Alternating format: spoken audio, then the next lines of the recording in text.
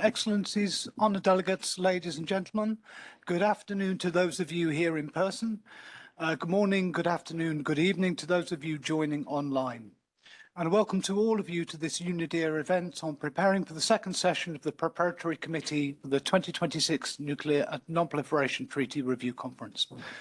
I should note at the outset that this event is being recorded and that recording will be made available in the coming days.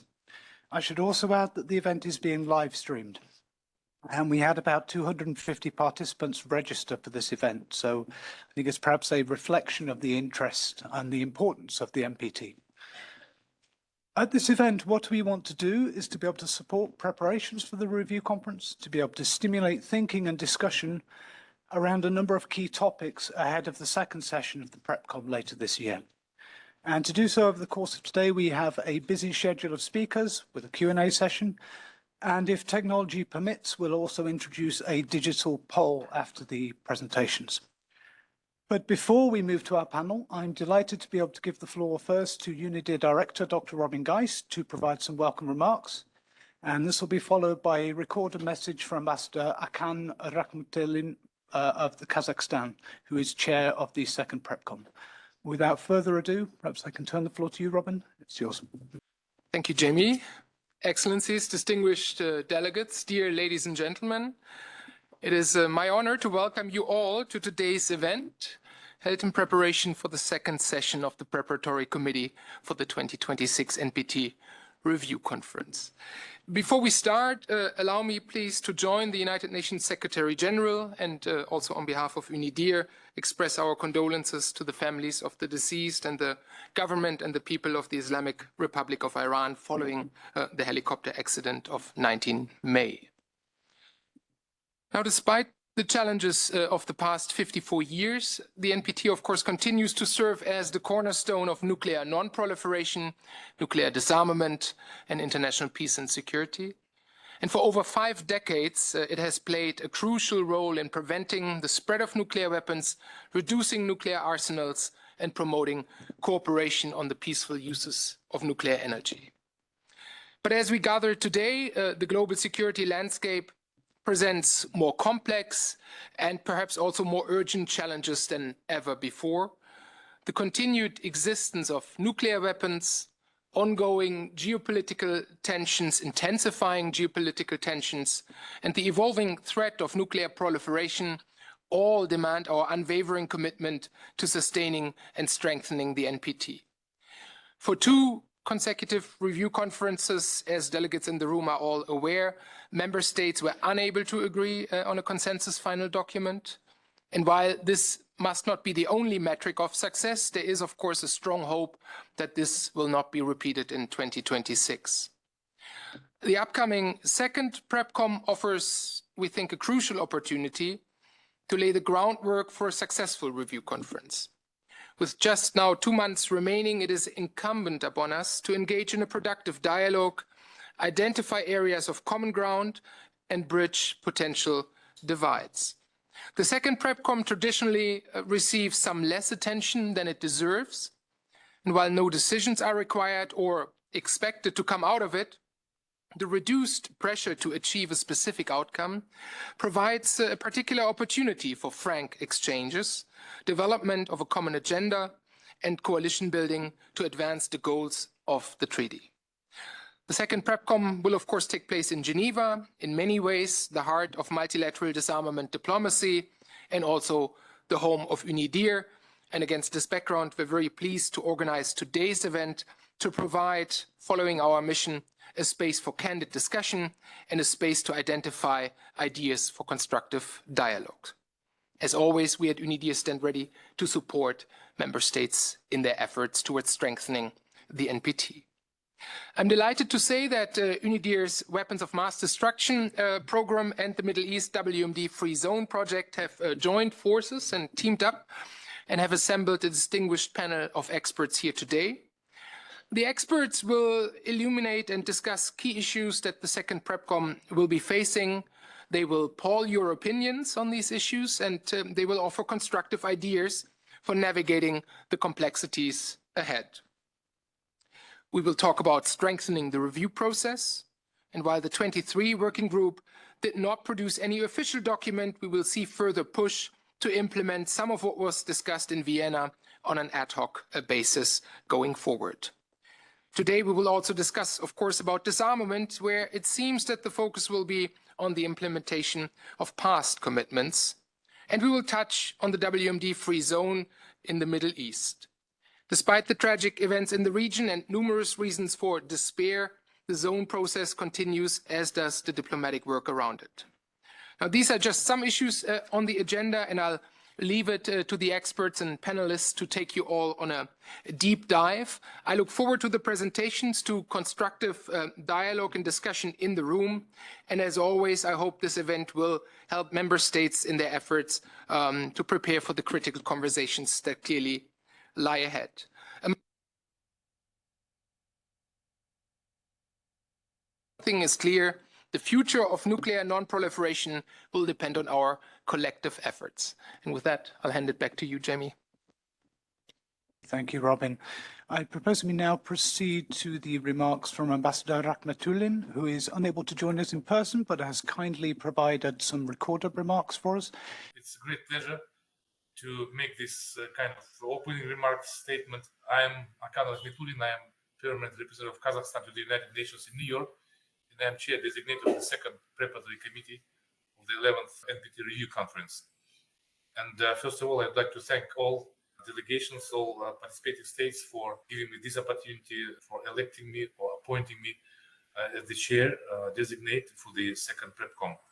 And also I extend my deep gratitude to UNIDIR, to its staff, to the faculty, to the researchers for their absolutely valuable contribution in research, in studying and producing very important input for in disarmament and non-proliferation and in many domains of international peace and security. And we are all aware that the NPT, the current global landscape, remains the pivotal document which unites countries, unites nuclear and non-nuclear states in our aspiration to create secure and safe world and to attain world free of nuclear weapon, free of nuclear threats. And the process, how it works, of course, depends on the political will of all stakeholders, be it nuclear states or non-nuclear states. And in my run-up to the second PrepCom, I held a number of consultations. I traveled to Vienna, to Geneva, where I met people, experts in non-proliferation, in peaceful uses, in disarmament. I also held meetings with individual states, with a number of states, quite a big number of states here in New York, and experts were visiting me, coming to the first committee meeting, or when I was traveling to Geneva, to Vienna. Apart from that, I held a number of productive meetings with civil society organizations, with NGOs in the sphere of disarmament, non-proliferation, which is absolutely integral and important part of all our activities, because these NGOs, these civil society representatives, they represent the kind of thinking out of box tendencies, and which provide us with very fresh ideas, with creative ideas. So, and I've been trying, and I am still trying to be as receptive, as open as possible, as transparent as possible, to understand what countries expect, both from me as the Chair-Designate and from the process, be it the Second Preparatory Committee or the entire review process. And I have an understanding and feeling that all countries have convergence in understanding what on the matters of the concerns for everyone, for every state, for every participating state. The way how these issues should be addressed, they differ, of course, they differ, and the main idea, the main target of our deliberations would be to find out some way of converging this quite diverse range of issues, diverse range of notion towards the review process of the NPT. And we're all aware that the previous two review conferences ended with zero result, which is of great concern for us. And we are very much interested in having a success during the forthcoming 2026 review conference. Of course, it will be depending on the delegation, on their political will, on their willingness to work together and readiness for compromise. And mentioning that I revealed that the huge divergence and diversity of approaches and visions towards same and shared concerns, it gives me kind of belief and hope that we will be able, not the chairmanship, but along with the participating states, to find out the way how we could come to some tangible results. And my intention is not to make everyone happy with, for example, results of the second PrepCom, but to make them at least unhappy, trying to take on board every and each of countries' concern and to reflect it during the deliberations. And I have absolutely different, I have, as I said, different approaches and sometimes diametrally different approaches. For example, towards discussing the outcomes of the working group of last year. Though overwhelming majority of countries, they are in the position to keep the dynamic attained last year during the working group deliberations and bring it to the platform of the PrepCom. Some countries are not happy with that. Some countries are saying that we have already completed the work of that working group, so we don't need it anymore. But everyone has understanding that the strengthening of the review process should be one of the priorities to be discussed.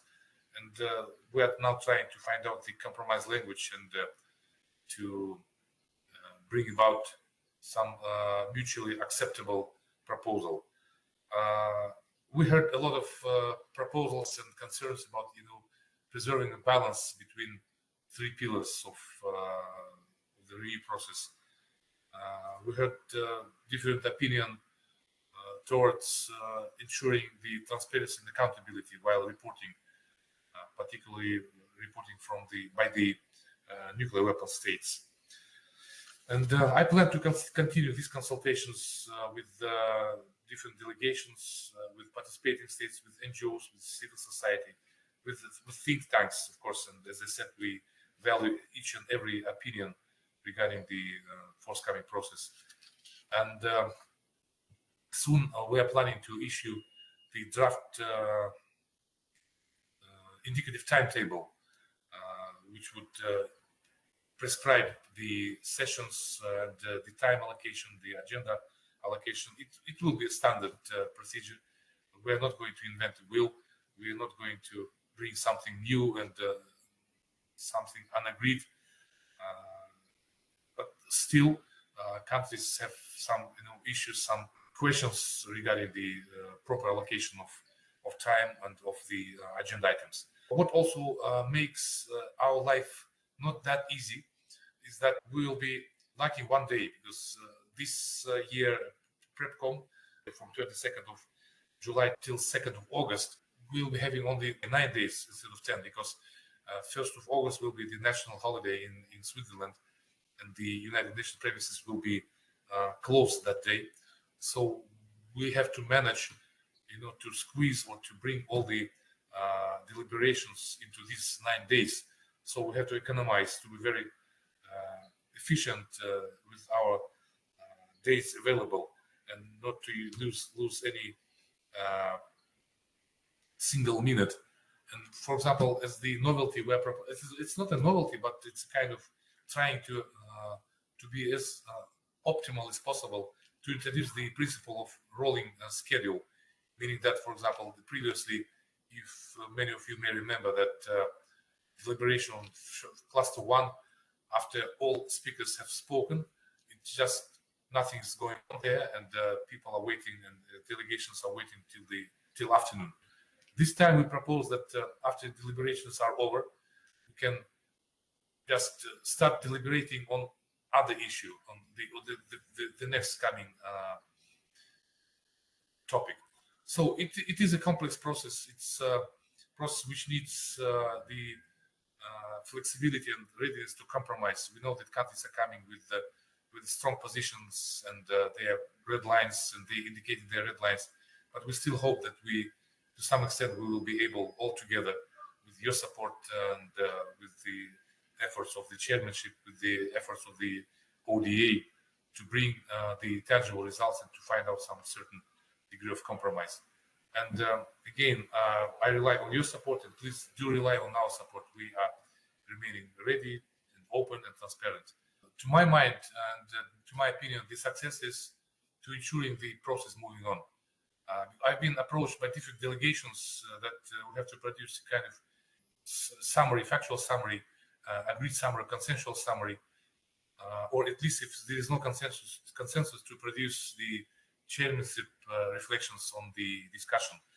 Though I'm not entitled or mandated to produce this time as the outcome of the second PrepCom any kind of agreed or consensual language, we'll be trying to do that.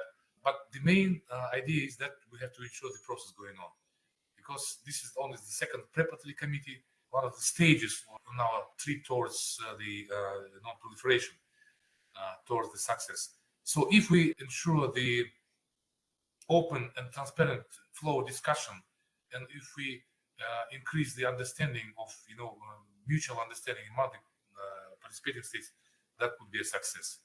And eventually, of course, efforts of three chairs of the PrepComs and then of the review conference, and if we have a tangible result and some compromise language, that would be a success. Thank you.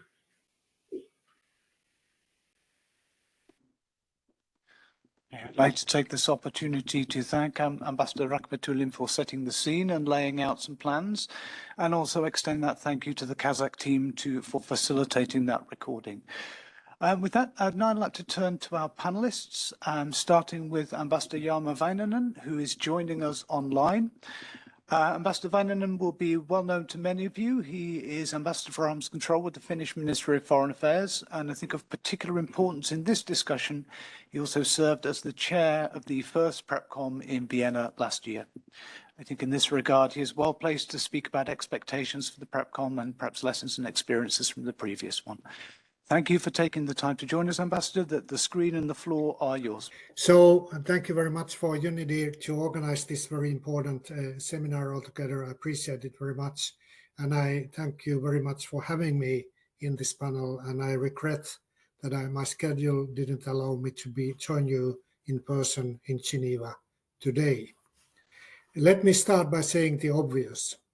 NPT is a major success story. For more than 5 decades, the treaty has effectively, though not perfectly, helped us to curb nuclear proliferation. The treaty guarantees its states parties inalienable right to use nuclear energy for peaceful purposes, and it holds the only legal obligation by the recognized nuclear weapon states to pursue nuclear disarmament in good faith. Yes, the treaty is not perfect, and its implementation is lacking, especially when it comes to nuclear disarmament. However, the treaty has served the world well, and it continues to do so. NPT, even though we concentrate today very much on the review process, the NPT is implemented every day. Most of the practical work takes place in the framework of the IAEA. Most prominent examples of this are the safeguard system and the cooperation programs. NPT review process is a very particular phenomenon. 3 preparatory committees, each lasting for 2 weeks, and a 4-week review conference is unique. I sometimes say that the review process is an overkill, but this is what we have agreed to, and there is no real appetite to change it. Very often we who participate in NPT meetings complain about the repetition of different things, repetition of speeches, repetition of different procedures in a way. But when it comes to real decision making, it's really difficult, or if not impossible, to change anything. So it's very much set in stone, the whole review process. We have had 2 consecutive review cycles without an agreed outcome. This have a limited impact on the daily functions of the treaty, but the political impact is much bigger. In my view, it is absolute necessity to achieve an agreed outcome in the RevCon in 2026. NPT review is a multi-year process where the real action takes place in the review conference, this time happening in 2026. PrepComs are formally envisaged to agree on political matters and factual summaries. However, we all know that this has not been the case and will not be the case during this review cycle either. No party wants to give in and compromise early on their priorities for a political agreement. The agreement will take place only in the very end of the review conference. Let's keep our eye on the ball. PrepComs are preparation and rehearsal. Review Conference 2026 is the action point. NPT reviews very seldom have a major impact on the real life of international relations. The relationship is much clearer the other way around. What happens in the world has a direct impact on the NPT review. Most obvious issues today are the intensified great power competition, the diverting views on the international rules-based order, Russian war in Ukraine, and the war in Gaza. And we cannot forget that domestic developments certainly have an impact also on the review process. Think only about the possibility that there's going to be a different administration in the United States after the November election and what kind of an impact it will have on the review process. We have now 2 years before the review conference. What we need to do now is to prepare for the 2026. Build relationships between different states parties, listen to the others, try to understand their point of view, try to see where we could compromise on the matters. And at the same time, it's very important that all of the states parties make their voice heard in the process in a way that everything that is of concern, what is of hope, what is for aspiration for different states parties can be displayed in the outcome document, which we are going to agree in 2026. I leave it here, but I'm certainly very interested to join in the conversation on specific topics later at this seminar. Thank you. Okay, many thanks, Ambassador, for taking the time to join the discussion. I suspect there will also be questions for you as well, so we should be getting back to you shortly. For those of you here, we will open the floor for questions, but I'd like to do so after we've heard from all of our panelists. With that in mind, I would now like to turn to Ms. Galka Mukatanova. Galka will be familiar to many of you as an expert on NPT-related issues, but by day, Galka is also Director of International Organizations and Non-Proliferation Program, as well as the Japan Chair for a World Without Nuclear Weapons with the Vienna Center for Disarmament and Non-Proliferation. I'm also delighted to say Galka is a fellow with us here at UNIDIR. I understand, Galka, you're going to cover several issues, including strengthening the review process, transparency, accountability, and reporting on disarmament. And with that, the floor is yours. Thank you. Thank you very much, Jamie. Thank you to UNIDIR for organizing this event and having me here. It's been a long time since I've been to the Palais. So always a pleasure to be back, and thank you all for attending. So I will proceed to covering the topic assigned to me, but say that I often think about the second NPT PrepCom as a bit of a mystery, because I often struggle to understand its meaning.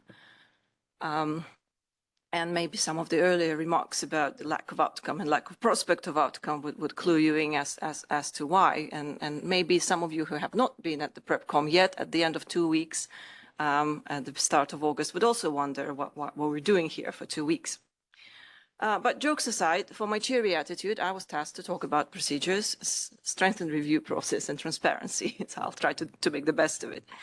As you heard already, the tasking or the mandate of the second NPT PrepCom meeting is significantly simpler than that of the first PrepCom and especially the third PrepCom.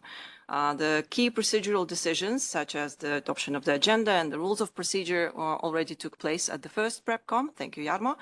And the recommendations for the review conference will be the task of the third PrepCom, and the chair has my sympathies in advance. So what is left for the second PrepCom is kind of an easy task to, have a factual summary. And as you also just heard, that hasn't really happened in a long time. States parties have not agreed on a factual summary from a PrepCom in more than 20 years. And given that track record and the current circumstances, the expectations ahead of the second PrepCom are indeed very low. And the chair can either treat it as a high challenge and try to get a summary agreed by consensus, or accept there is no prospect of consensus, as Jarmo just said, and treat it as a liberating kind of factor and try different approaches, focus on advancing substantive issues, on discussion of the key subjects that might be central to the REFCON in 2026. So the good news is that working group that met in Vienna last week demonstrated that we can have good interactive debate in the room, we can have positive energy, and there is quite a bit of appetite among the diplomats to focus on issues and to get some outcomes. The lack of the agreement at the end of the working group notwithstanding. So that's the good news. To talk a little bit about the factual summary and some thoughts on how it should be formulated and presented and adopted. So first of all, factual summary is not an outcome document. It wasn't really meant to be a negotiated document. It's not a reflection of consensus. What I think it's supposed to do is give a sense of what issues were central to the discussion. What most states or many states focused on, without necessarily conveying that there was an agreement on any of these issues.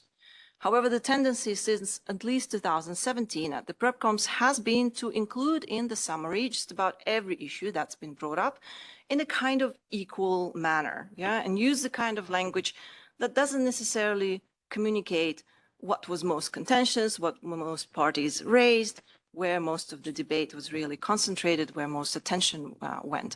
And I'm afraid that kind of summary is not particularly helpful, but it's quite easy to present, right? So the alternative is to have a shorter summary and indeed give a more honest kind of sense of where most of the debates concentrated. That's of course risky. You can encounter questions as to how do you justify most states, many states, some states, etc. But that's something for the chair's team, for the chair to take on. And I think the chair would need to decide fairly early on what kind of approach to the factual summary he would take. And whatever that approach is, make it consistent, right? Because what I think happened last year is a combination of approaches that contributed to us running into a bit of a trouble with even including a reference to that draft factual summary in the procedural report of the PrepCom. And the chair should, of course, also communicate fairly early to the states parties at the start of the PrepCom what kind of approach he's aiming to take with the factual summary. Another recommendation I have for the states parties writ large is just don't try to adopt the summary by consensus. Don't force the chair into that, and instead try to do what happened, I think, once in 2002, and just let the chair present the summary in his own capacity and his own authority and attach it as such to the procedural report. Yeah, and then that way I think a lot of the drama would be saved. This proposal was previously raised already at the working group on strengthening the review process, and I'm afraid there was quite a bit of resistance to the idea. And Jarmo also pointed out how difficult it is to change things, how we do things in the preparatory, in the review process, even if states say that they want to change. But again, the kind of drama that we encountered at the end of the PrepCom last year, I think should give states parties some pause and motivate them to rethink the issue of how do we formulate factual summary, how much authority we give to the chair to just attach the summary without being making it subject to negotiations. And in the spirit of being provocative, coming from the civil society, Another thing is to go back to the rules of procedure and really seriously rethink how we take procedural decisions. The rules of procedure do allow for voting, very straightforward voting on procedural issues. Of course, it's not something you spring up on states parties at the last day of the meeting, which is why I'm raising it now for everyone to consider if it's time to really think about the changing of some of the ways we adopt, not substantive decisions, but really the procedural issues. Now, switching to more fun topics, the strengthening the review process. The working group met for 1 week last year, and as I said, had a very interactive, lively debate. States parties came prepared, brought proposals, working papers, and went straight into the discussion, which demonstrated that yes, we can still do it, and yes, there is a desire to do so. And even though there was no agreed document at the end with recommendations to the review conference, states parties, I think, demonstrated that they would like to continue this discussion. The question is, how do we incorporate it into the subsequent PrepComs, considering that the mandate of the working group itself has been terminated now. So cluster 3 of the PrepCom seems like the natural place for the strengthened review process discussions in general, particularly the specific issue under cluster 3. And I hope that states parties would indeed agree on a program of work that would allow that discussion to take place. That said, the Preparatory Committee chair can also take more initiative, show some leadership and courage, and some elements that were discussed and generally agreed on at the working group can probably be implemented even without a formal decision being taken to do so. And so I would really encourage the chair to look carefully at the working paper that came out of the working group and some of the discussions and see what already can be done. He's already shown that he wants to change the program of work to have a more of a rolling schedule, but also if the experience tells us anything, we often have time left over from the debates, and that time could perhaps be filled with substantive discussions that are directed through panel discussions with the invitation of experts. And of course, that's something that the chair will have to discuss and communicate to states parties in advance of the PrepCom. So these are more procedural issues, but what was really truly central to the debates at the working group was the question of transparency and accountability, and attached to it the question of national reporting, particularly by nuclear weapon states. It is not surprising that that was central. It harkens back to the debate surrounding the indefinite extension of the NPT itself and the aspiration for greater accountability that was attached and underpinned the decision to indefinitely extend the treaty in 1995. And so, again, that was a point of remarkable convergence among NPT states parties that I don't see very often. That was during the working group. So it's important not to lose that kind of momentum and find ways to take the issue forward during the remaining PrepCom sessions and into the RevCon. So there was no agreement, as I said, but national reporting and the need to not only submit national reports from the nuclear weapon states, but also have an interactive kind of discussion, feedback of the reports, that received a lot of support during the working group discussions. I think nuclear weapon states could lead here and voluntarily start reporting and presenting those reports. And so the challenge for the chair and the states parties would be to find a way to incorporate that into the PrepCom program of work. Ideally, this is the kind of discussion that would take place under Cluster 1 disarmament, because of course the focus is primarily on nuclear weapon states reporting on disarmament issues. Again, specific issue time slot seems logical. But I hear there's been resistance to including that under Cluster 1. So if it gets into Cluster 3 together with other strengthened review process subjects, so be it. But I think it's just important to make sure that it doesn't get lost, that adequate time is allocated to it under Cluster 3. So I think I'm running out of time here, but something that I want to highlight for the review process in general, and I know that my colleagues will cover the substantive issues on disarmament and nuclear risk reduction, all this, and non-proliferation and regional issues. All these topics will remain important, and it is a good time for states parties who are not burdened with negotiating an outcome document to really dive into substantive discussions at the second PrepCom. But for me, the big issue is what is the road to a substantive outcome in 2020. 2026, given the current environment and the fact that some of the key states parties are effectively not talking to each other. Yeah, states parties who have been the custodians of the treaty, whose agreement was always key to achieving an outcome. If they are not in a position to conduct a dialogue directly, what is our road to a substantive outcome in 2026? And I think here we come back to the question that's often raised in the context of the NPT, and that's dialogue and bridge builders, the role of the bridge building states and coalitions. We're encountering now a different kind of bridge building where we're not trying to bring together nuclear states and non-nuclear weapon states, but rather try to build bridges among the nuclear weapon states. And in that sense, I think at the second PrepCom and in the run-up to the review conference in general, there's an important part to be played by middle powers and the states that have both good relations with Russia and with the United States and have street cred in the NPT, pardon my vernacular. Won't name any names, but we'll look at some of the friends in the room and say that that I think they need to consider very, very seriously their role as bridge builders in this process going forward. Thank you. Thank you, Gauka. I think there's considerable food for thought there, some of which is potentially quite spicy as well, but thank you for raising it in the discussion as well.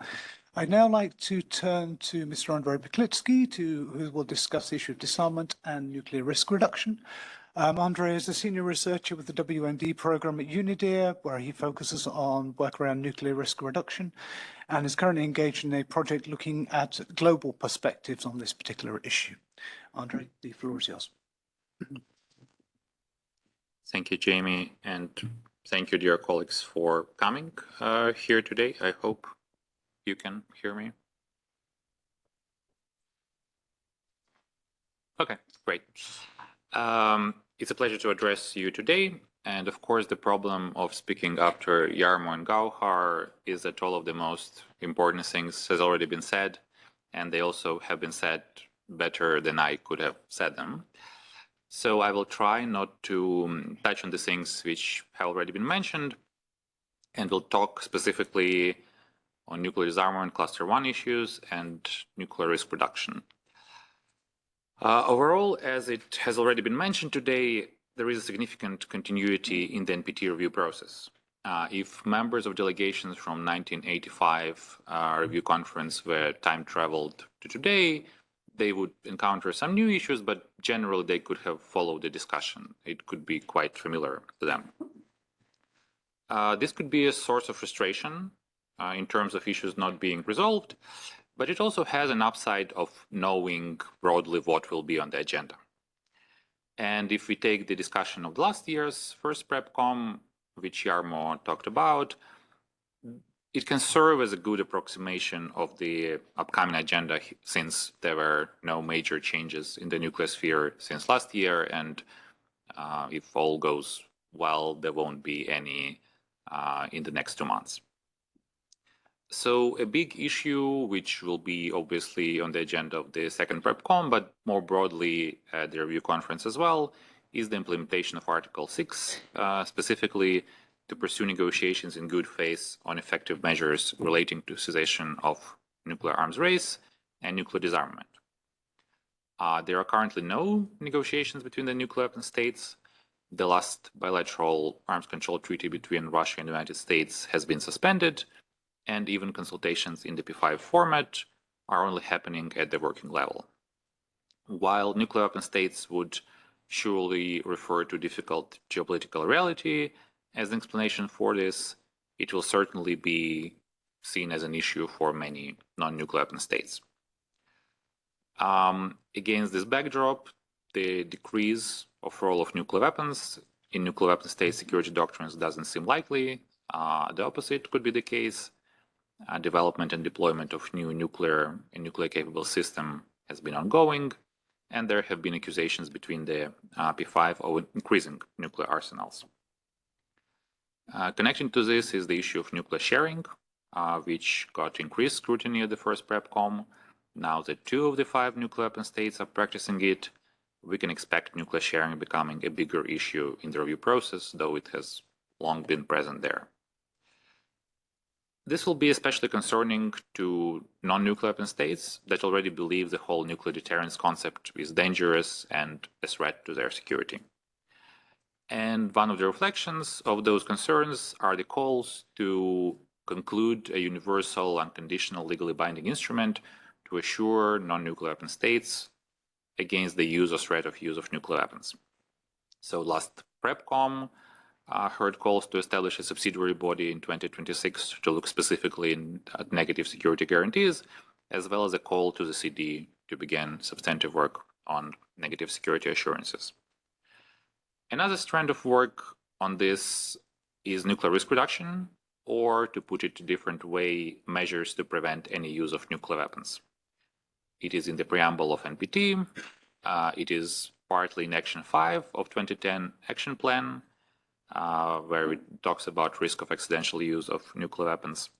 But interest in it grew with worsening relations between nuclear weapon states, and it was widely discussed and reflected in draft final document of the 10th Review Conference. Nuclear weapon states engaged in the issue, but still disagree what is causing risks and how those could be addressed, and some non-nuclear weapon states believe it to be distraction from discussion on nuclear disarmament. So all of the things I mentioned we will see at the second PrepCom, and we will also see them in the review conference. And some of them by that time will only get worse. So for example, the New START treaty will expire in 2026, just before the review conference. As it was already mentioned, we do not expect specific outcomes from this PrepCom, but we can start addressing the issues which we know will be controversial in 2026 and look for common denominators if we want to have a final document. And we heard, especially in the last decade or so, different views about whether whether the final document should be a measure of success of PrepComs, with some arguing that it's not necessary and the dialogue and engagement is the most important thing. I don't disagree on importance on dialogue and frank exchange, but I think the final document is really important.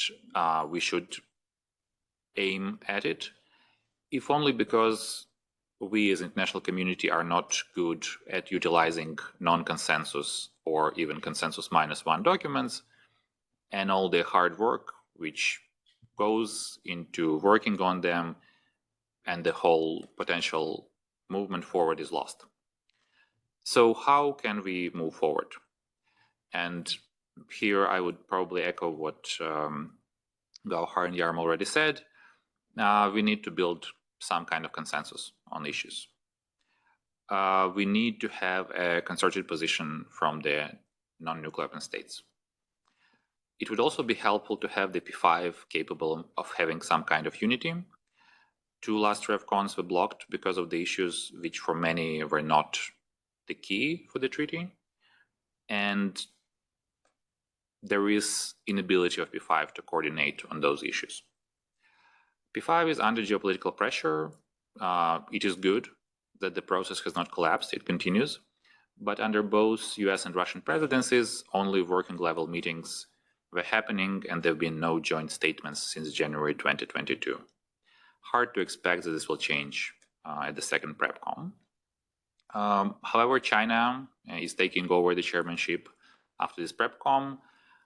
We heard some ambitious proposals and ideas from the Chinese side, so we will see what will be possible there. So if we have some kind of joint position from non-nuclear weapon states, from nuclear weapon states, we will need bridge builders between those. And Gauhar mentioned that we need bridge builders in the P5, but also we will still need some bridge builders between the nuclear weapon states and non-nuclear weapon states. Kazakhstan chairmanship in this sense is great news, and I really hope that we can have this PrepCom in as constructive and as good an atmosphere as possible. And last couple of points on nuclear risk reduction. We had last year a working paper from China. We had a working paper from a broad group of states, including Mexico and Austria, with high share of Global South. And we need a broad group of countries which would pursue socialize, and move forward on the link between the prevention of nuclear use and achievement of nuclear disarmament, because those things are not mutually exclusive. They are supporting each other, and they, in the end, are aimed at the same goal. We don't want to have nuclear war ever. And the last thing, some of the things like negative security assurances seem to have a lot of momentum as of lately. And it seems that we can find a number of those things and discuss them in depth during this second PrepCom without being controversial, without producing grifts, and maybe build on it to bring something to the third PrepCom already kind of agreed by the majority of countries. And I'll leave it here and we'll be happy to engage in Q&A. Thank you, Jamie. Okay, many thanks, Andrei. We're starting to receive some questions from colleagues online. If you are online and you'd like to submit a question, please do use the Q&A function at the bottom of your screen, and we will get to these. But first of all, I'd like to turn to our final panelist, and I'm delighted to welcome Dr. Akan Rakhmetullin, who is head of the Middle East WMD-Free Zone project at UNIDIR. And Akan is going to cover nuclear cooperation and some of the regional issues. The floor are yours, Akan. Thank you, Jamie. And being last, I guess I have the pleasure of covering the leftover topics. So, which actually within the NPT process span across two different main committees and subsidiary bodies. So, we will run among those topics. But at the other end, also, I must admit that both those topics, the peaceful users as well as regional issues, actually enjoyed relatively broad agreement in the last RevCon, which should and could be built upon. And I will try to identify some relatively practical steps of what states can do between now and actually until the PrepCom and then the RevCon to build upon those agreements. So I will start with peaceful uses. Really, the debate on this topic centered on the pace as well as the extent of the implementation of states' inalienable right to enjoy peaceful benefits of nuclear energy. Given peaceful uses was an area where there was a lot of agreement at the RevCon, it will be important to capitalize on these areas of interest and positions expressed. It will be important to build on this momentum and convergence of positions, and also recognize the really strong relations between nuclear peaceful uses and achieving the SDGs. States could emphasize and express support for what has been achieved so far and plans for the future, including the various IAEA initiatives to promote peaceful applications, such as the project under technical cooperation, technical assistance, but also some relatively new initiatives such as Zodiac, which is a systematic and integrated approach to support early detection, prevention, as well as control of outbreaks, as well as the Rays of Hope, which strive to reduce cancer death worldwide by increasing access by safe and secure radiotherapy and diagnostic imaging by the IAEA, strengthening radiation safety and nuclear security legislation and infrastructure around the globe. So the question is here really for states are what they're doing to implement some of these discussed proposals during the RevCon, even without the consensus document, and how the issue can be moved forward until and at the next RevCon. So some options could include, for example, sharing of experiences, success, as well as challenges and good practices in realizing the full potential of nuclear science and technology, ways to further promote awareness of the role of nuclear science and technology in achieving the SDGs, as well as the 2015 Paris Agreement on climate change, and other options, the implementation of state party initiatives aimed at expanding and sustain access to benefit of peaceful users and nuclear energy through capacity building, raising awareness, provision of equipment, and strengthening of regional network and regional and cross-regional cooperation. And last, another is to identify the ways to further support the IAEA projects, some of which I mentioned before, but also projects that increase women representation in nuclear field. So with that, I will move to regional issues, and several of the topics that are discussed under this one is the DPRK situation, nuclear weapon free zones, as well as the Middle East weapon of mass destruction free zone. Given the lack of time, I will cover at least two of those, and I will be happy to cover anything else during the Q&A.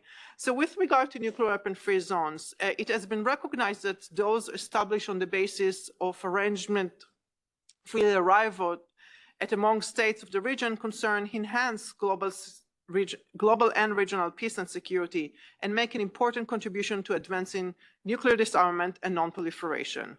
State parties have previously recognized that the cooperation of all nuclear weapon states and their respect and support to the relevant protocols of nuclear weapon-free zones is necessary for the maximum effectiveness of such zones and the relevant protocols. So with that, as we approach the second PrepCom and with regard to looking on what can be done before the next RevCon, the established nuclear weapon-free zones and the nuclear weapon states can further engage to facilitate the review and or the withdrawal of reservations and interpretive statements by the nuclear weapon states in connection with the relevant protocols.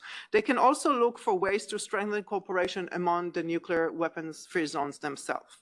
Moving now to the Middle East Weapon of Mass Destruction Free Zone. With regard to that, the regional security situation, and I don't need to tell you that, but the prospects really for resolving nuclear challenges in the Middle East look even more dear and distant this year than last year during the first PrepCom. It is possible that the heightened rhetoric, as well as signaling both conventional and nuclear in the region, got so heated, dangerous, and destabilizing that the risk for spillover to conventional war became so real that regional states will want to resort to what united them during the last RevCon and continue to identify language that can feed into the next RevCon about the Conference on the Establishment of Middle East Zone Free of Nuclear Weapons and Other Weapons of Mass Destruction.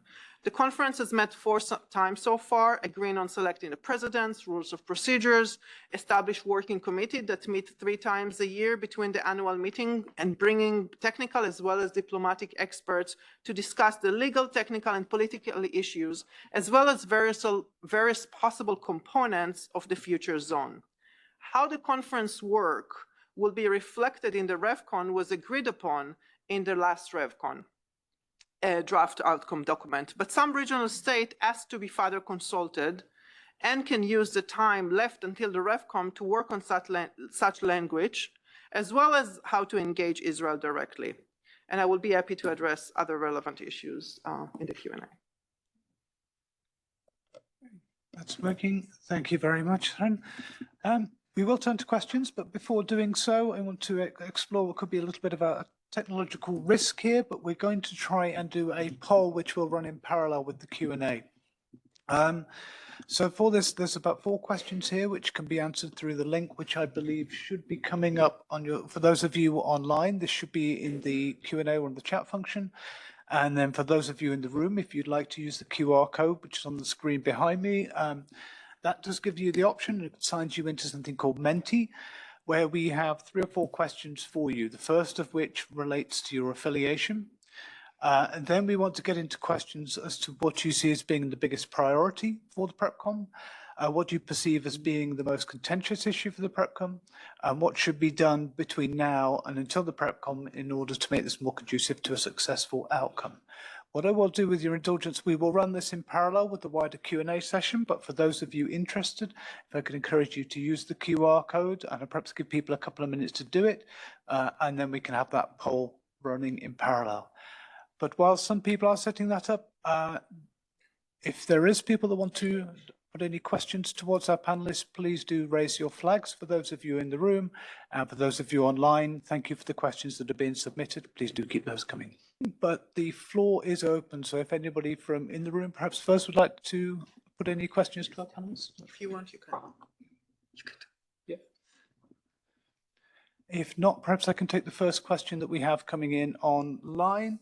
And this question relates to the linkages between the TPNW and the NPT. So perhaps does anybody in our panelists wish to take this one? And the question specifically is, are there opportunities for linking the NPT and the TPNW in 2026? Both have their advantages. Now is not the time for antagonism and for aspiring towards disarmament. Any of our panelists like to say that? On linking the TPNW and NPT, well, first, I think the 2 treaties are linked already. I mean, that's kind of clearly expressed that TPNW was negotiated with states aiming to help implementation of Article 6 of the NPT. Of course, opinions within the NPT on that differ severely, but I think what we witnessed in 2022 is that there was a fairly concerted effort on both sides not to make that the centerpiece of disagreement. I think that should continue to be the case. That said, I think there are some issues that there are some linkages in terms of the intersessional work that could be explored if we manage to put some of the politics aside.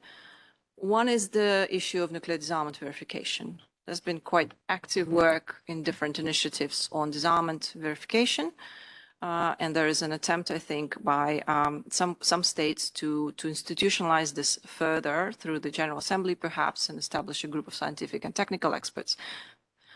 Then, under the TPNW, there is an intersessional working group looking at implementation of Article 4 of the TPNW, which has a lot to do with disarmament verification. So there could be some dialogue happening there between the states who are outside the TPNW and within the TPNW. And then, of course, it links to action, help me out, 19 of the 2010 NPT action plan on advancing work on nuclear disarmament verification. So that's one area that I think could be fairly technical and devoid of politics. And the other that states parties have identified themselves is the issue of humanitarian consequences, advancing further the discussion on the impact of nuclear weapons and victim assistance. That Kazakhstan is in a particularly interesting situation here because they're chairing the second PrepCom. They're also chairing the third meeting of states parties to the TPNW, and they are also championing the issue of victim assistance. And so they, I think, are very well positioned to kind of try to bring those strands together. That's my 5 cents. Thank you, Karan. Did you want to follow up on that point, please? Just to add a little bit on what Gohar just said, the draft final document of last NPT review conference, I think very, eloquently and factually, stated what has been going on.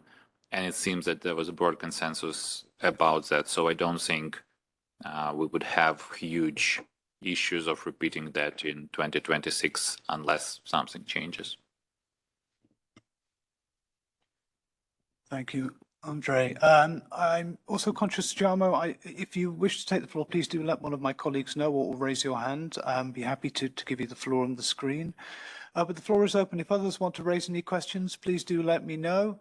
I should warn you in advance that I get slightly awkward with silence and start producing dad jokes or very bad singing. So I would encourage you all to please do raise your flags, or if you want to ask any questions. I do have one more online and I can't see any flags. So perhaps I could turn to you, Ren, for the next question I have here, which relates to avenues which can be pursued to bring nuclear weapon states, non-nuclear weapon states to sign some of the protocols. And of the SEAN Nuclear Weapons Free Zone, Southeast Asian Nuclear Weapons Free Zone, or at least to try and get the conversation going in this regard. Anybody like to take that question? I can ask generally, and I think Gaukur probably will have more concrete ideas. So for each nuclear weapon free zone, the reasons of reservation or interpretation or avoidance completely from ratification is different. And I think it would be important to tailor the discussion based on their concern of the nuclear weapons, or the reason that the nuclear weapon free zone, the nuclear weapon states have not signed or ratified those protocols. So I think it's really I cannot say there is one blanket in which answer about how to convince nuclear weapons states to do it, but it is to address their concern through dialogue, and there is no other way to do it. And specifically, sort of when we look on the Middle East process as it is right now, I think that one of the lessons learned is to engage the nuclear weapon state as soon as possible with regard to the request obligations within the zone once concluded.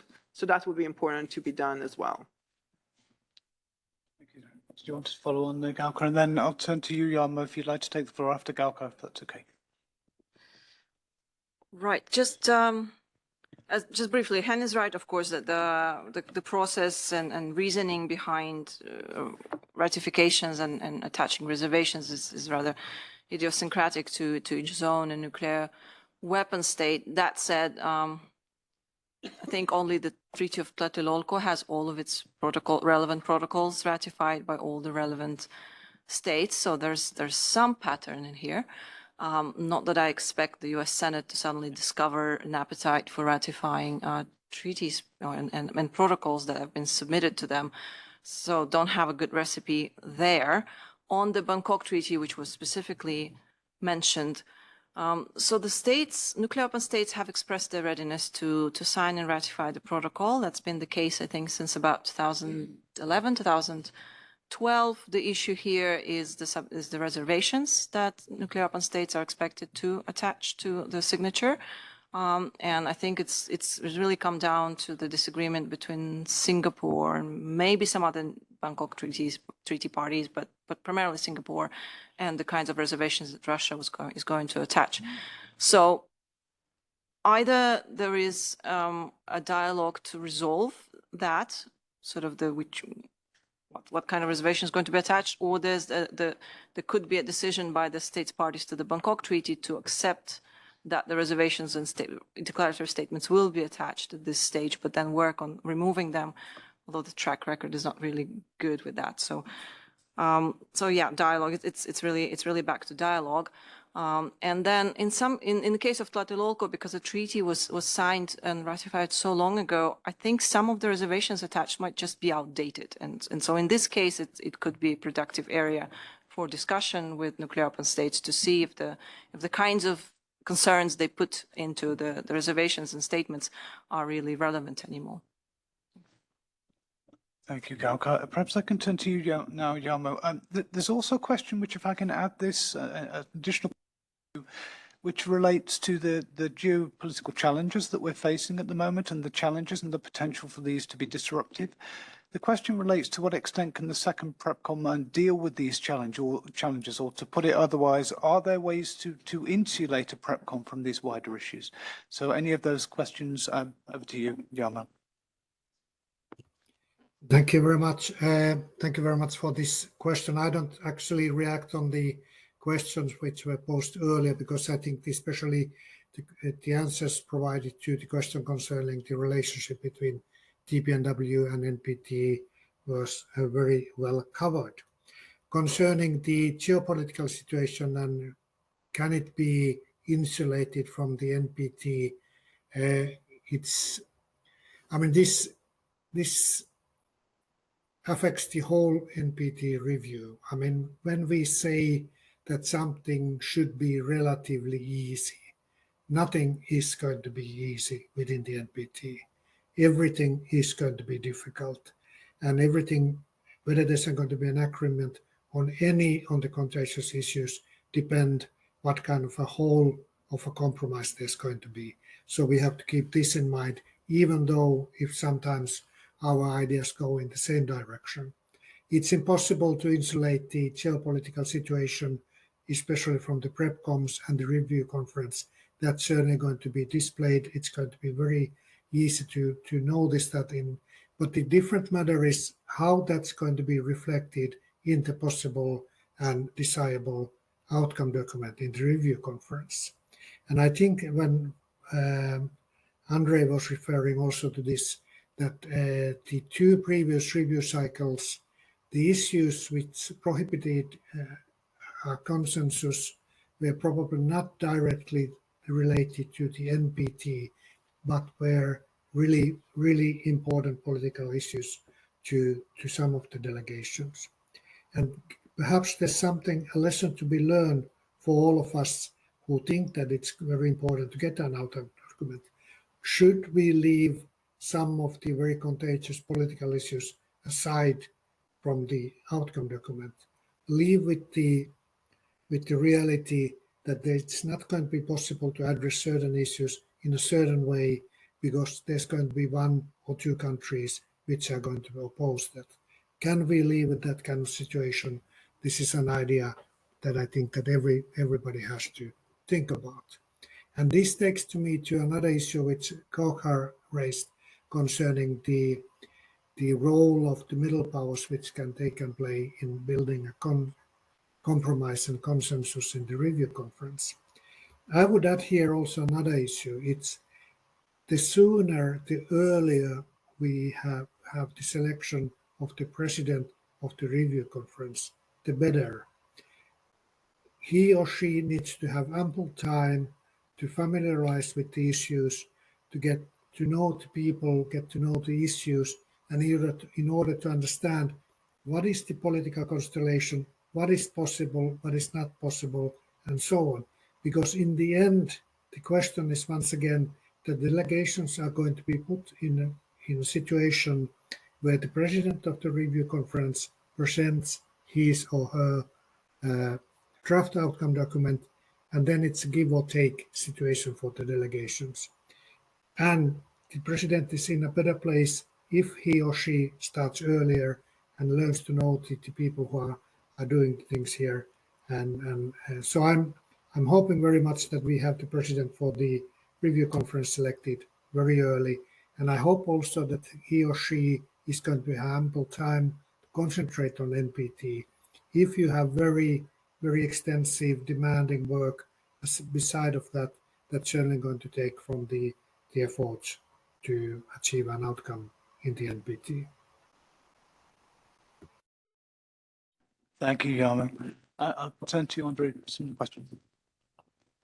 Yeah, just to add on the zone issues and the protocols, if you go back in time to the review cycle before the last one, when the nuclear weapon states were still working together, there was this almost an approach to have gift baskets brought to the PrepComs and then to review conference.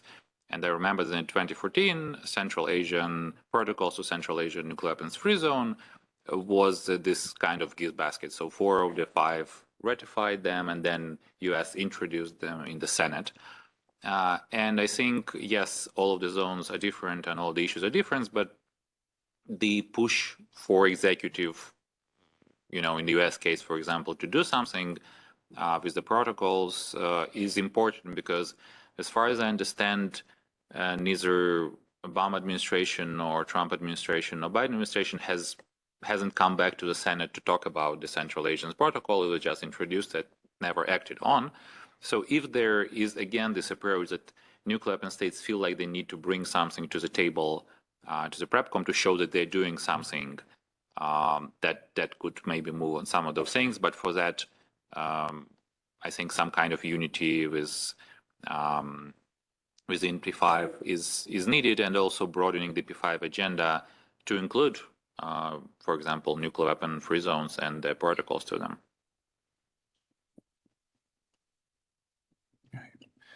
Many thanks, Andre. I should say that the floor is open if anybody would like to break the ice and raise a question. Okay, Ambassador Turner. 2 questions, if I might.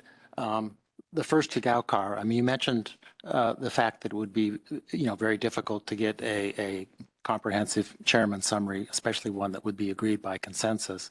And I know we've toyed with this idea of coming up with a list of issues that would be important in the future. You sort of suggested that one of the problems that arose last year was an effort to sort of cover all sides of an issue. And one way to get around this problem of how many countries said this and how many countries said that is just to find a way to describe what the actual issue is. And perhaps it could be possible to come up with a list of issues. So I'd be interested in your views on that. For Andre, I have a slightly different question. In talking about the agenda, the disarmament agenda, and in particular in talking about Article 6, I'm a little surprised that the first issue you raised was nuclear burden sharing, which has not changed in over 70 years, and which existed before the NPT, which the NPT was negotiated with that in mind. And if we're looking at what has actually changed in the last several years, what has changed is the fact that we have one country that is rhetorically at least threatening at times to use nuclear weapons, which seems to me a direct threat to the NPT. And we have another country which is dramatically building up its arsenal, which runs counter to the Article 6 commitment. So why is it that issues such as those don't seem to be as important as something like nuclear burden sharing, which has not changed at all? Many thanks for breaking the ice, Ambassador. Can I suggest we take a cluster of 3 questions? I can also see there's the distinguished representative from from Russia, and also a distinguished representative from Mexico. So perhaps if we go Russia first and then Mexico. Dennis, the floor is yours. Thank you. Thank you for giving me the floor, and thanks UNIDIR for continued a leading role for convening this important event just 2 months before the second PrepCom. My question is concerning the WMD-Free Zone. In 2015 review conference, the divergences on the issue, as it's well known, destroyed the draft final document. And my question is, due to the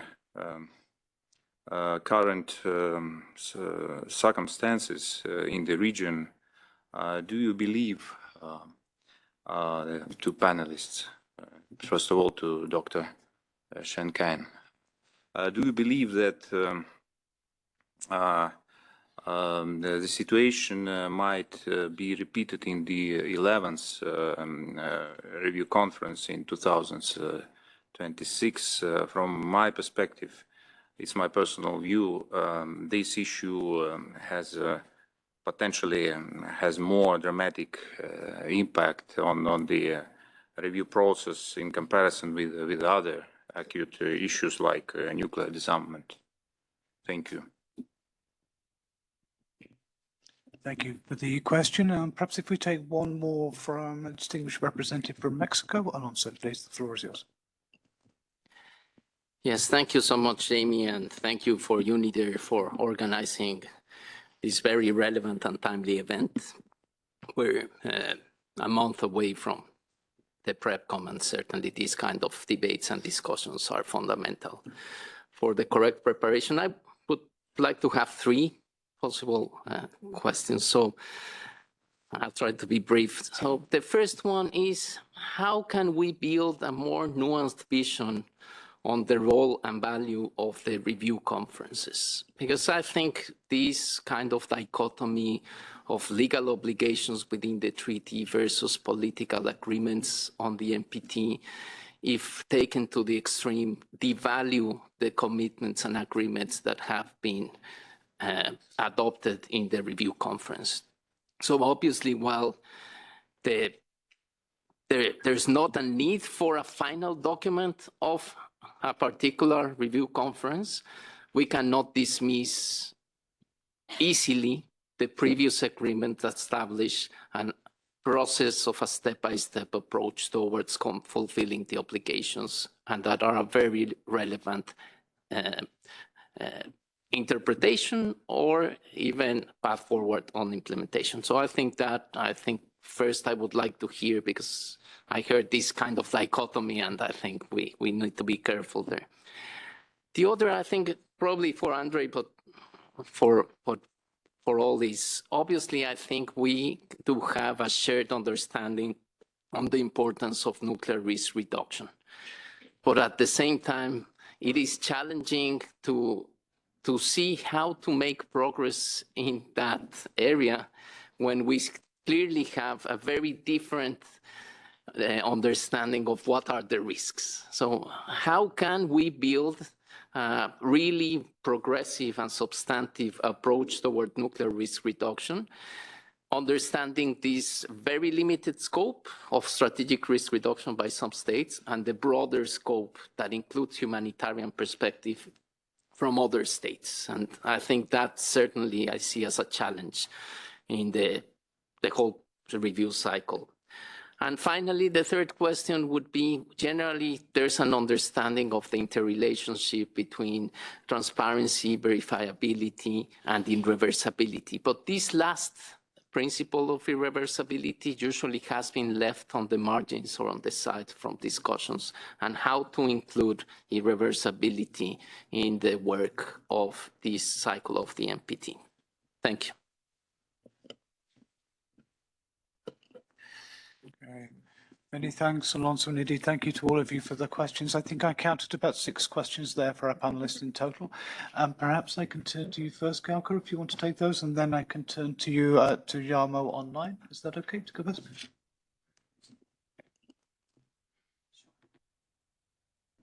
Yes, thank you very much. Thank you for all the questions. I hope I didn't miss any. If I did, you'll let me know, Jamie. Right. So about the a summary versus a list of issues to discuss. It's true that that's kind of the approach that the chairs of the past PrepCom started to take, recognizing that they are expected to produce a more or less a laundry list of things in the factual summary, rather than try to justify why they omitted something or emphasize something else. So they produce the factual summary that covers everything, and then try to have additional kind of reflections. And I think the first PrepCom, Jarmo really took after the discussions in the working group to try to form recommendations for the key issues to discuss at the subsequent PrepComs. I think this probably is the approach for the second PrepCom chair, if that's the most likely, I think, at this point, to try to come up with two documents, one a kind of a more comprehensive summary. So the comprehensive summary is not difficult to produce. You just mention everything. The actual like helpful summary is more difficult to produce and then defend if you are under the burden of trying to adopt it by consensus. If you're not accepted to present something for consensus, then you can really have an honest reflection of what you think was the kind of the no focal points of discussion. So if you can't do that, then you produce an additional document with your own kind of chair's reflections on these issues seem to be in need of more in-depth substantive discussion going forward. So I think that's probably what's going to happen if I were to bet. On other questions, thank you, Alonso, for all the questions, they're really good ones on the more nuanced vision of the past commitments versus the treaty obligations versus the review process. I don't think we'll be able to have a good debate and reach a conclusion about whether the additional commitments, the decisions of the review conference are strictly politically binding or even less than that, as some delegations had argued in the past. But I think what is important for all states parties to agree is that consensus documents with steps and action items are adopted in good faith with an understanding that we plan on their implementation. So we're not going to quibble about whether they have legally binding status, political binding status, but we agree that we put a good faith into adopting those, planning to implement them and proceed from there in the discussions in the review process. Second, to link it a bit more closely to the NPT itself, I think since 95, there's an understanding that steps adopted on disarmament in particular are meant to clarify sort of the meaning of Article 6. Because Article 6 is fairly broad. It talks about good faith negotiations on effective measures leading to. Well, what are those effective measures? In a sense, all the actions and steps we adopted have been trying to say, well, these are the effective measures, be it the verification, be it the fissile material cutoff treaty negotiation, be it the CTBT. So I think broadly it all falls under kind of the effective measures in Article 6. And in that sense, it's of course a direct link to the treaty text itself. How to have a more nuanced review.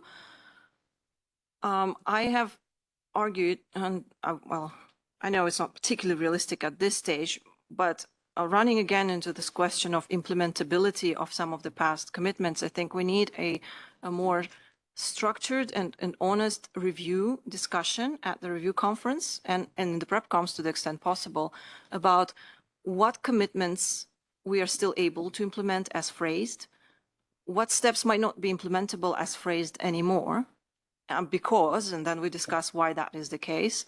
And then we discuss, well, underlying issues still remain relevant or not, in some case, maybe. So we might not be able to implement step 7 of 2000 document because it mentions 3 or 4 treaties that don't exist anymore. But the issues underlying that step all remain topical. So let's update that step to talk about this, and that. And so I think that would give us a more productive kind of substantive review discussion, and then lead to negotiation or whatever next steps might be. And on irreversibility, just briefly, I'm a bit ambivalent about its place in the NPT discussion at this stage. The term has a particular history, I think, in the context of the NPT, how it got into the NPT language, and it was primarily focused on the subject of fissile material taken out of weapons that were, dismantled, and to make sure that that fissile material is not then recycled to go into the next batch of weapons, but rather is placed under safeguards, etc. The recent discussions and work on irreversibility have departed from that. Not that they devalued the meaning of the FISMAT discussion, but they added a lot more. And academically, it's a very interesting conversation. Very interesting work is being done. I'm not convinced yet that it is ready to come back into the NPT sort of diplomatic conversation just yet. Thank you. Thank you, Galka. And I'd like to turn to Jarmo. Can you hear us? Yes, I can hear you. Thank you very much. Just very briefly on two things, on the chair summary or the list of issues and the nuclear risk reduction. I mean, Galka covered very well the issue concerning the chair summary or the list of issues. From the point of view of a chair, this is always a very challenging situation. You are selected to be a chair of a PrepCom or president of the review conference. What you do when you prepare for that position, usually you see how it has been done earlier. What is the established practice? And even if you would be able to think about, okay, we could change something, then you would need to convince all of the other states bodies that this is the right way to do.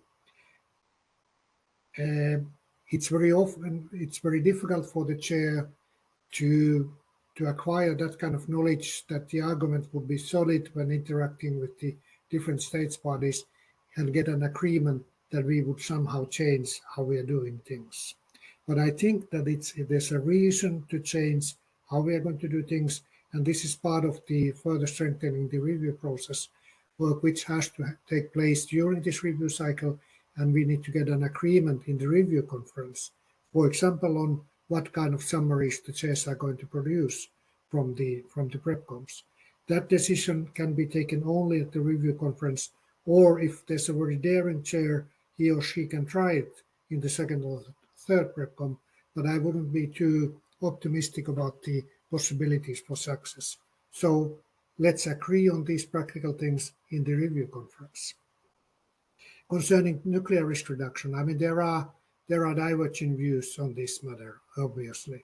I mean, there are many states bodies who feel that already when talking about nuclear risk reduction, it's a concession in a way, because they think that we should only speak about nuclear disarmament. And when it comes to nuclear risk reduction measures, as was said, there's a different perception on these. Many of the non-nuclear weapon states emphasize very much the security, safety issues concerning nuclear weapons, as many other countries, especially nuclear weapon states, emphasize the strategic situation, overall relationship, confidence and security building measures, and so on. So there's a different approach on these matters. But I think it's very important, once again, that we would have a group of countries or several countries which would actually try to overcome this divide in a way that there would be a common view on those. Whenever we do any risk reduction, it has to be comprehensive, it has to be wide, because the risks are very, very broad. So the measures have to be very broad also in a way, and actually emphasize very much that it's in every nation's interest not to have actual nuclear weapon use anymore, anywhere. Thank you. Many thanks, Jarmo, and duly noted on comprehensive and wide for nuclear risk reduction. Thank you. Can I now turn to you, Andre, to respond? There's a couple of questions, including one, I think, directly for you, please. Yeah, I think there are even two aimed directly at me. So thank you, Ambassador Turner, for your question. Nuclear sharing has been an issue since the negotiation of NPT. Actually, NATO nuclear sharing was broadly discussed during the negotiations, and it never really went away.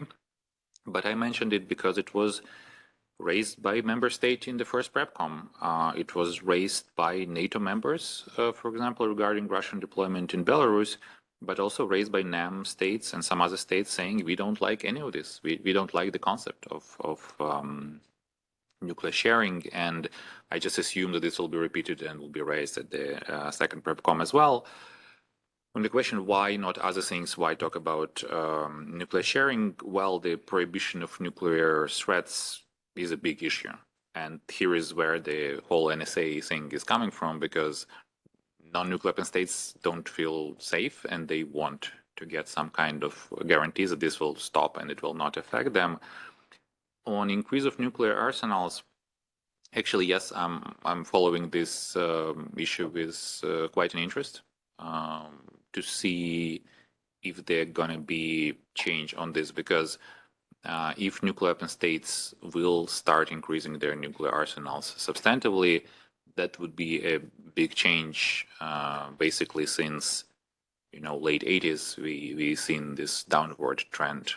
If this trend changes, it would be kind of change of the whole paradigm. But at the same time, NPT was signed in 1968. Nuclear arsenals of US and Russia has been growing for a while after that. So one can argue that, well, that's why Article 6 says specifically what it says. But then, of course, there'll be a lot of arguments that if not contravening the letter of the treaty, that would definitely be against the spirit of the treaty. To Alonso's question, yeah, it's a very complicated question. Thank you for it. Well, just a couple of points and agreeing with what Jarmo said. Is this thing on? Okay, cool. Yes, it's on. Perfect. We need dialogue on nuclear risk reduction, and it would be great to move past the point of even discussing if we need nuclear risk reduction, because if we don't agree on this whole question, then it's hard to agree what kind of nuclear risk reduction do we want. The second, I think it's important to go as broad as possible and go and listen to everybody's concerns over those issues, because again, as Jarmo mentioned, different countries have different concerns regarding nuclear risk reduction, and that's why I think nuclear risk reduction as a concept is still more useful than, for example, prevention of nuclear war or, for example, prevention of nuclear use, because nuclear risk reduction can encompass many things, like, for example, protection of nuclear power plants in war zones, or nuclear security, or nuclear terrorism, things which maybe could be more interested to the global south than talking about maybe, strategic exchange between Russia and the United States, though this will also be obviously on the agenda. So keeping it as broad as possible, talking to people, figuring out what they are concerned about, and then coming up together and having some kind of list of specific measures, and then going about how we can implement them. It doesn't necessarily have to be like from the start a consensus, but at least getting up with broader framework and then starting talking to other countries, see how this can be moved forward. And frankly, we already have a starting point. There's a lot of nuclear risk reduction measures already in previous final documents, starting from de-alerting, starting from other things, and draft final document from 2022 as well. So the foundation is there. We can take this foundation. We can add as much of interested parties interested in specific things as possible, and then go from there. So that would be my answer. I'm conscious of the time, people may have to leave, but I'm also conscious that there's a flag that has just gone up towards the last minute. So if there's a brief question, I'd like to give you the floor before turning to Ren. I'm sorry for running slightly over time, colleagues. Thank you, James. I'm so sorry to ask for the floor at the last minute, and I will be brief. So I have two comments and one questions. Before that, I would like to thank UNIDIR for organizing this event, and thank you all panelists for their presentation. And we are also looking forward to the leadership of Kazakhstan to lead us to a better process of NPT review process. So my comments, first one is about the consensus. I think the consensus is soul of the mechanism of arms control and non-proliferation system.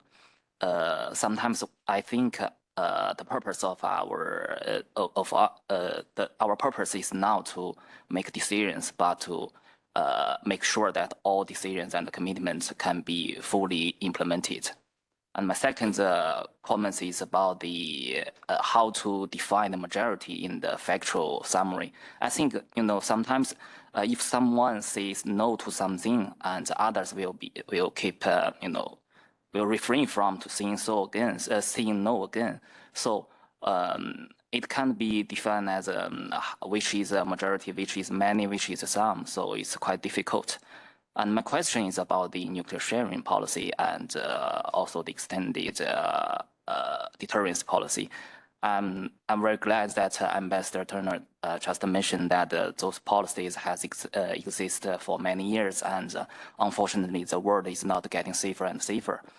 If we can regard the nuclear sharing policy and extended policy as a counter to the mechanism of NPT, so maybe at the beginning it's at an earlier stage, so we can ignore the negative impacts to the NPT regime. But anyway, someday it can become a cancer and a disaster to the regime. So I would like to know how we can, what we can do to prevent such policies and to destroy the regime of the NPT regime. And regarding the change, I think Ambassador Turner just mentioned there is some changes in the world, and I would like to emphasize one change is about the AUKUS. So it's no doubt that such cooperation will make very serious negative effect to the region and even the world security system and environment. Thanks so much. Thank you for the question. I'm not sure I can pass this over to all our panelists, but I would like to give Ren the final word from the panels. So perhaps if you want to address that, any other comments you may have, please, Ren. I'm not positioned to speak about nuclear sharing, so if anyone else wants to do that, more than happy. On the Middle East, on the other hand, I can speak. So I completely agree with you that the zone, the Middle East zone, was the issue on which the 2015 review conference fell over, although there are many other underlying problems in the conference. I will not dare try to predict what will happen in 2026, knowing the Middle East. It changed by the hour. So for sure, I would not try to know what will be the situation in the region by 2026. What I can say is that many things have changed between 2015 to even today, which is the existence of the conference as it is right now, and the decision of countries, the Arab group, to pursue a process through the General Assembly mandate, and that so far has been satisfying countries in the region of where they are dealing directly with each other on the zone issue. What the task really will be among the regional states as well as mostly the P5 will be of how the zone process will be reflected in the 2026 the final document or whatever will be produced then. And the fact that they managed to get to an agreed language in the 2022 conference, I think, is a good indicator that there are ways to do it. What we need to make sure is that all countries in the region are consulted and satisfied with that language as we approach in 2026. And God knows we have enough time to do that, so let's start the work now. Okay. Thank you very much. We have overrun again, for which I apologize. And as a result, I will not go through the Menti poll in any depth, but I'll perhaps ask my colleague Letitia and Sarah Ruth if you want to put up the slides behind me as I just go through a couple of closing remarks. Particularly, I'd like to thank our panelists today, Jarmo, Gauka, Andre and Hren, as well as also to Dr. Geiss and Ambassador Rakhmetullin for opening the event. I'd also like to thank colleagues who have taken the time to support the organisation and the production of this event, specifically Sarah, Ruth and Letitia, among others. I'd also like to take the opportunity to thank our funders. In particular, this event was supported by the European Union, which also supports our WMD-Free Zone project. So thank you to our funders there. And finally, thank you to all of you in person and online for joining this discussion, and we hope to see you at our next event. And with that, have a good afternoon for those of you here in Geneva. Good day, good morning, good night, depending on where this finds you online. And thank you.